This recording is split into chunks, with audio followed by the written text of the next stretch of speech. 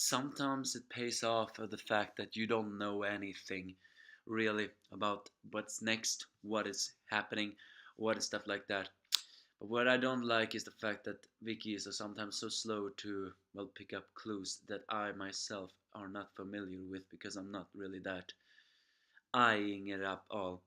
But hi for all who was watching. This is the Angry MFN. If I do sound different, yes, that is because I do sound different. I don't know why. I feel like I have something in my throat, and that's the problem. I don't really know what it is. Hopefully it'll go away in a week, but since I'm a pessimist, I don't think so. Enough about that. We are here to talk about Young Justice Private Security. I mean, Young Justice Outsiders Episode 4, aka Season 3, Episode 4, Private Security. Yeah, you get the picture. The angry and offended despair reviewer. Here to bring you it. Compared to the other 3 series episodes, this one actually has a little bit more of a breeding aura to it all, and also gives a little bit more insight into the character that is known as Dick Grayson. Well, a couple of years later, because in this one, uh, the exilers of Halo and Brion gets homes at different places while figuring out what to do with them. Brion is sleeping together in the house of Superboy, mostly because Superboy feel like he is reminding him a lot of himself. Well, which is pretty true. He has yet to really change in personality. Uh, while while Halo is also together with Artemis, or at her place, and also Will's place. So, well, either way, Dick Grayson, Nightwing, assembles a team of Harpers. Yes, do you all recall that the very complicated story on how Roy Harper was cloned? Yeah, let's just give us a brief or a quick glimpse of it all. No, Roy Harper was kidnapped by the Light. He was cloned into Red Arrow, who is now Will, and then cloned into another clone later, which was the Guardian. Uh, Speedy, who was then later freed and became Arsenal, while Will, who was Roy Harper, aka Red Arrow, is now just Will, and then was Guardian, who also stepped down as Guardian. Yeah, it's a very complicated family history. It's worth noting though that every single Harper is voiced by the same man, given the fact that they're cloned by from the same person. I guess that makes sense.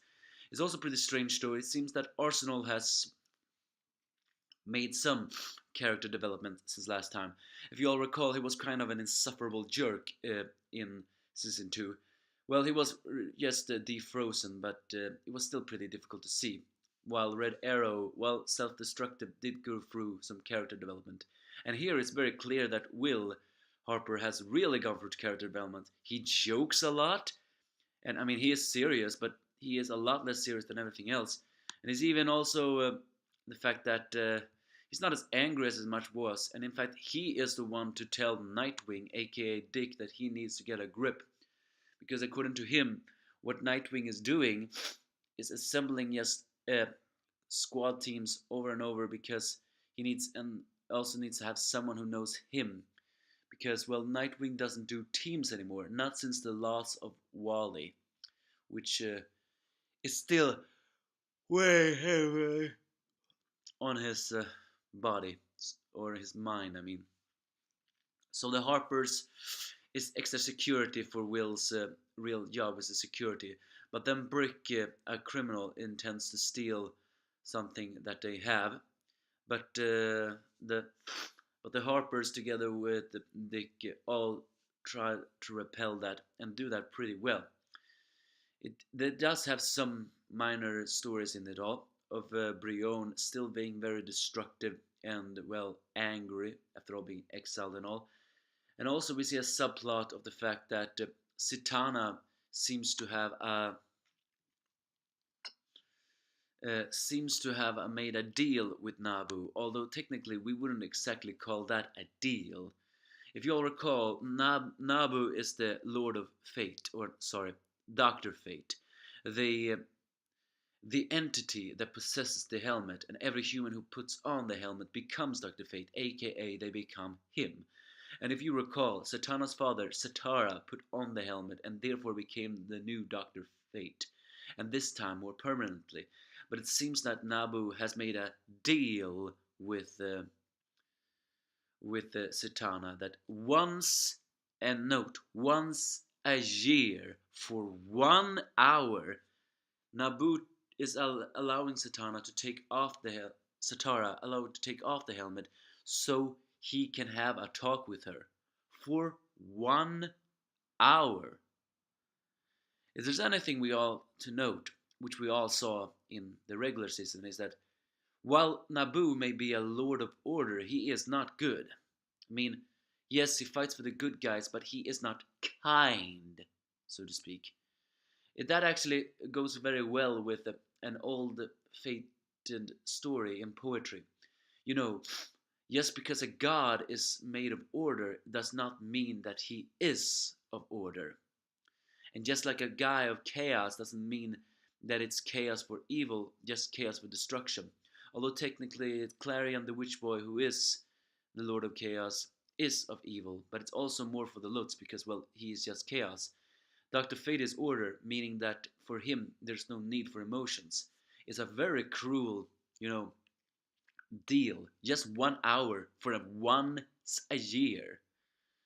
And it's clear that Satara has strangely aged despite having the helmet of fate on. Well, granted, however, the helmet of fate's hosts are human.